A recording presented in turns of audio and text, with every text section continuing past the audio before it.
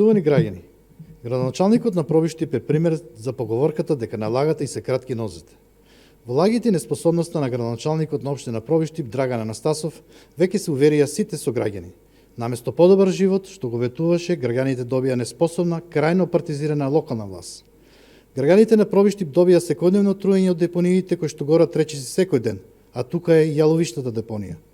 Пред нас е четврто лето како СДСМ на власт не го реши проблемот со недостиг на вода за пиење на жителите од горните зони на градот, иако има цел наследен проект од преходно.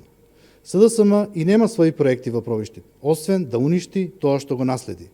Да зборуваме за минералошката збирка, објектот кој што требаше да биде репрезентативен, а е објект кој протекува.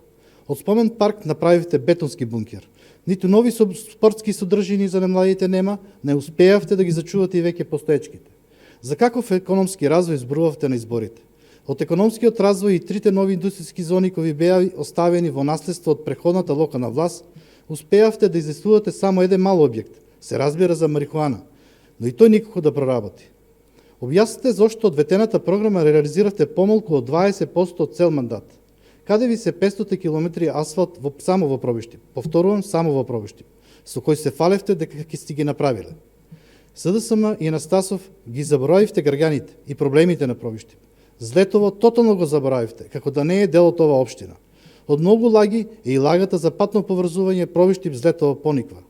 Ги запоставивте сите помали населени места, како таму да не живеат луѓе. Колку треба човек да е неук и заслепен од власт и лажни ветувања за да уништи здравствена институција во време на пандемија и на нејзино место да направи старечки дом. Да го лаже сопштениот министер за здравство дека во тој простор не се врши здравствена дејност. Затоа ковид позитивните пациенти во Пробиштип прима и се уште прима терапија буквално во подрум. Згора на се, при таков објект монтиравте и шатор, навистина жално. Затоа денес Центарот за јавно здравје е иселен во несоодветен објект. Гинеколошката ординација заедно со родилиштето е уништено. Специјалистичкиот дел уништен. Објектот е сведен на селска амбуланта. Пробиштип не го заслужил тоа. Граѓаните на Пробиштип заслужуваат подобра власт. На Пробиштип му требаат луѓе кои ќе работат единствено за приоритетите и потребите на пробиштипјани. Промени мора да има и ќе има.